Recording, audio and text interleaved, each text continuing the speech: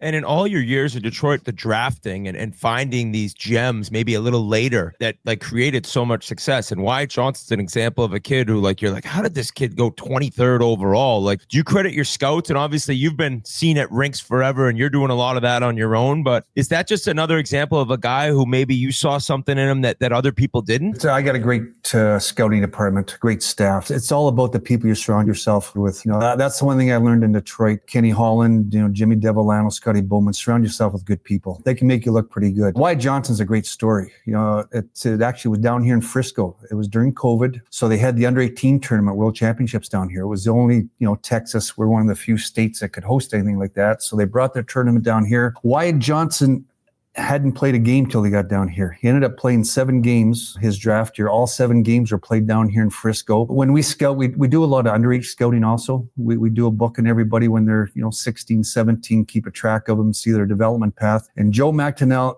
just had a gut feeling about him. You're talking Connor Bedard was there, Logan Stankoven was there, McTavish and Anaheim, some really good players. And he was kind of second fiddle. And I remember going to the draft. It was getting close to our pick. And I said, Joe, are you sure this is the guy? And he said, this is the guy. Ended up Detroit called us to make a trade. They were going after the cost of the goalie. And Stevie called and said, we'd like to move up. So I pulled Joe aside and said, is he going to be there when we pick later? And he said, yeah, he'll be there. He just hasn't had enough exposure. And so we pulled the trade. And out of that, we actually got Logan Stankoven also. Oh, Jesus. It kind of worked out well for us. But my hat goes off to our scouting staff. They did a great job of managing that draft.